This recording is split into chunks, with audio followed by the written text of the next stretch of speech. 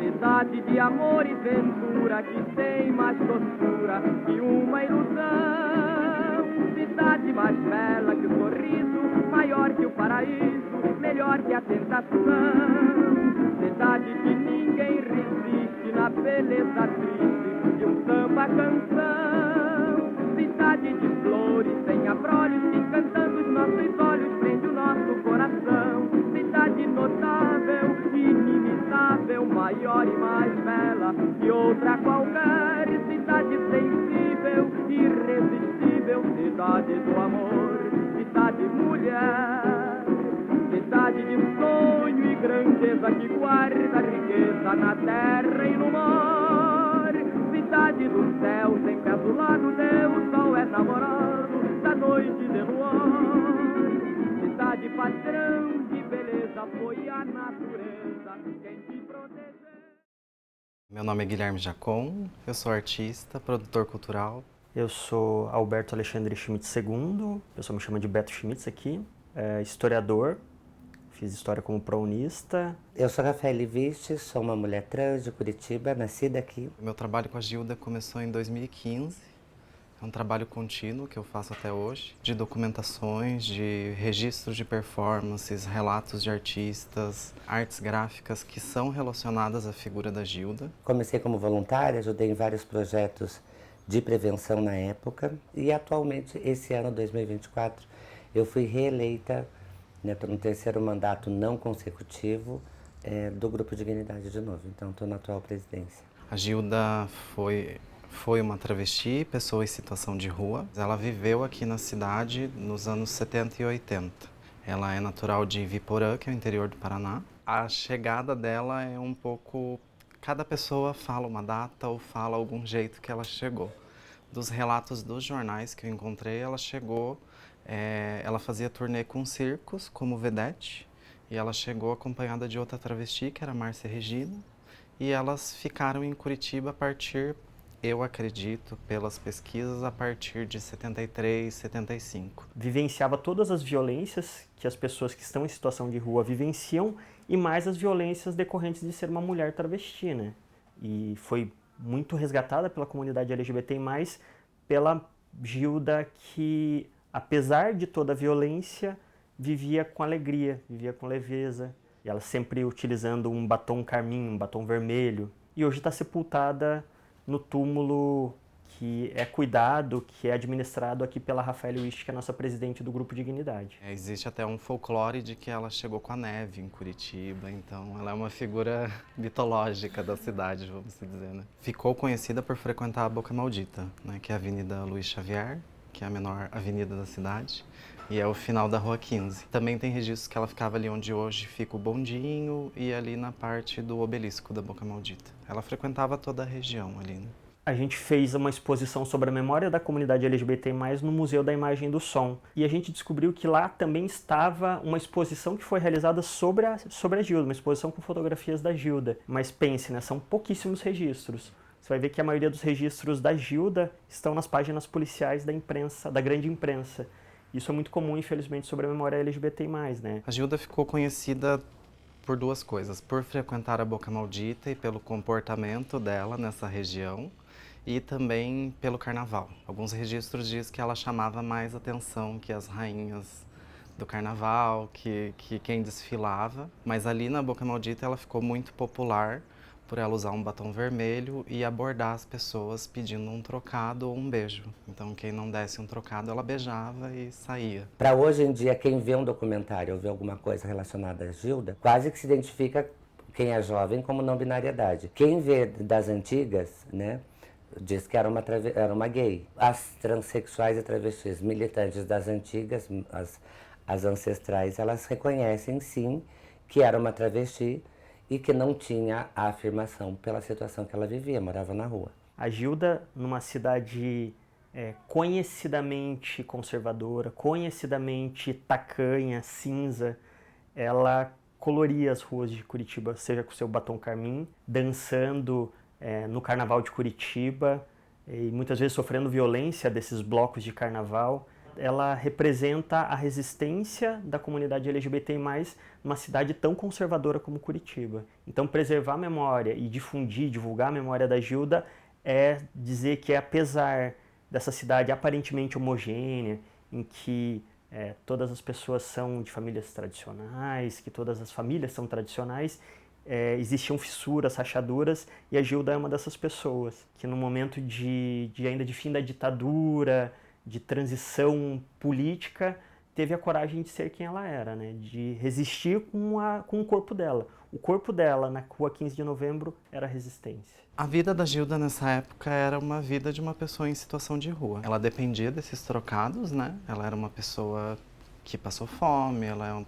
nada muito diferente do que a gente vê hoje. Ela viveu na miséria, ao mesmo tempo ela viveu uma vida coletiva com as outras travestis da cidade, né? E ao mesmo tempo existia também uma postura de algumas pessoas da cidade de usar ela como chacota. Tem pessoas que pagavam ela para ela constranger outras pessoas, principalmente se fossem figuras políticas, figuras públicas. Ela tinha pessoas que adoravam ela, alguns comerciantes ali da Boca Maldita ou pessoas que frequentavam, e tinham pessoas que odiavam. Quando eu tinha 8, 9 anos, eu nasci na periferia de Curitiba.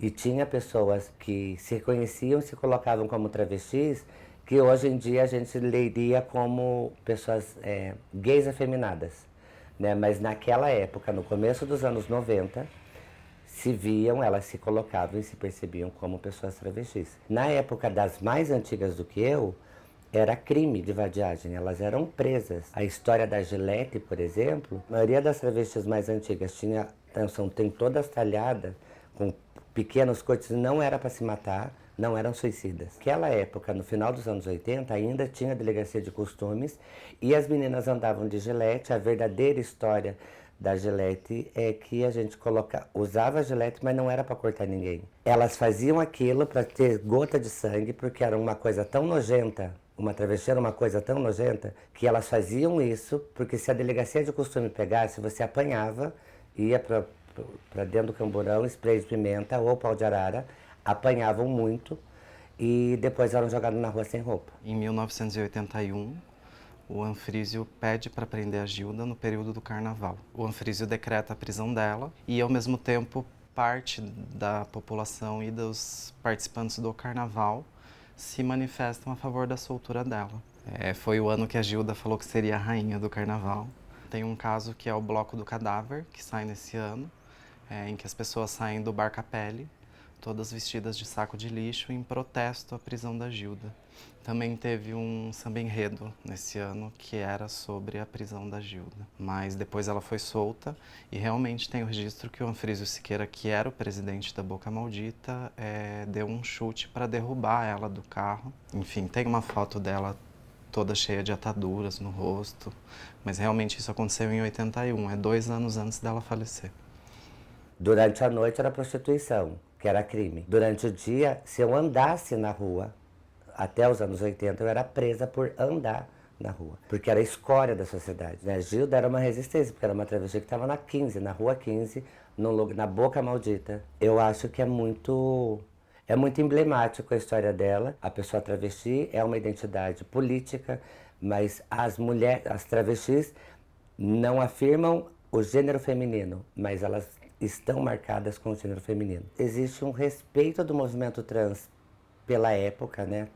Ela apareceu na cidade, teve visibilidade quando eu nasci, 40 anos atrás. Né? Não tinha dinheiro para laser, nem existia laser naquela época. Maquiagem não era tão acessível, enfim, era uma outra realidade, um outro tempo. Se reconhecia com o nome feminino, mas não tinha afirmação de gênero feminina. É uma pessoa que está lá entre os gêneros ou não tem, afirma o que se reconhece, mas não afirma externamente o que ela realmente é. Que é a afirmação de construir o corpo e afirmar do gênero que eu me reconheço, que é o gênero feminino. Mulher transexual já diz, né? Eu estou marcando o gênero. A Gilda, ela era uma figura que ignorava Curitiba, assim.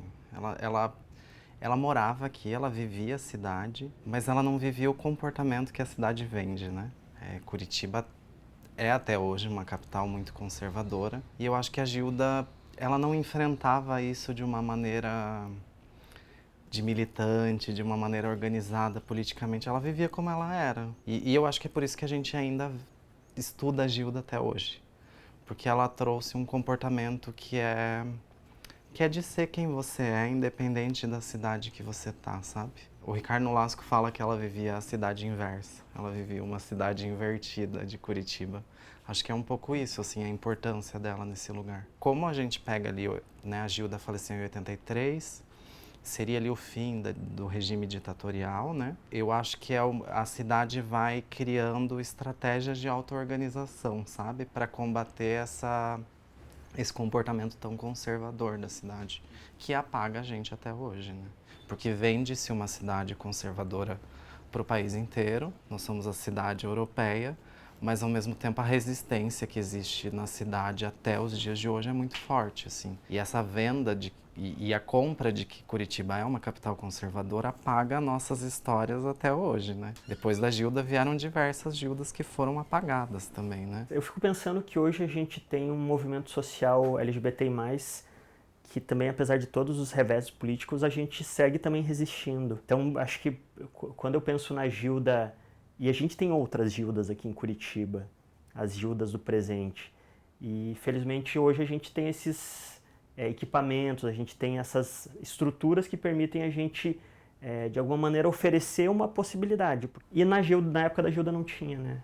Era ela com ela mesma. Gilda faleceu em 1983, em março de 1983. Ela está enterrada no cemitério de Santa Cândida, num túmulo coletivo de travestis e transexuais. Ela faleceu, ela foi encontrada morta, né, num terreno que fica ali na Desembargador Mota. Existem pessoas que dizem que ela foi executada porque ela presenciou um crime envolvendo uma figura política muito grande da cidade e foi uma queima de arquivo.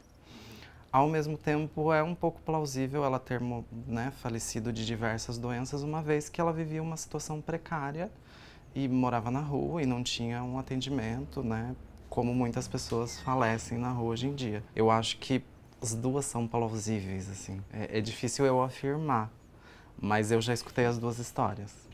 Para mim, a Gilda representa uma resistência mesmo, né? Eu respeito muito a história dela. Acho que ela foi uma pessoa que trouxe à tona essa questão relacionada à sexualidade, à liberdade de ser quem é. E acho que também ela nem tinha noção que ia virar uma referência, uma figura pública. Eu dizia pra ela, nossa, guria, você é corajosa, bicha. Parabéns, você deu um nome. Eu acho que a Gilda vem num momento da minha vida que eu tô me assumindo gay e que eu tô conhecendo a cidade de outra maneira. Porque eu cresci no bairro Uberaba, que é um bairro periférico. Eu não tinha muita frequência de vir ao centro ou de frequentar os lugares centrais. E eu não tinha referência LGBT na minha vida. Eu venho de uma família muito religiosa. Eu não tinha referências. Quando eu participei do Cabaré das Cia Senhas, eu não conhecia a Gilda. Eu fui convidado para participar de uma performance. E daí eu acho que foi o momento que talvez eu entendi que na cidade tinham pessoas como eu, que nascer em Curitiba, sendo LGBT, também a gente não se sente muito parte da cidade. Eu, pelo menos, não me sentia, assim. Então, eu acho que vem numa sensação de pertencimento de território, assim, sabe? Eu vejo a Gilda hoje como um símbolo da cultura LGBT da cidade, assim. Eu acho que ela representa várias coisas, né? Tanto as pessoas travestis, os moradores e as moradoras de rua. Eu acho que ela virou uma figura mitológica, talvez. Porque a gente não tem um registro exato da história, da vida dela, de como ela viveu, de onde ela morava. A gente tem relatos, mas eu acho que isso tornou ela uma figura mitológica que a gente se sente representado.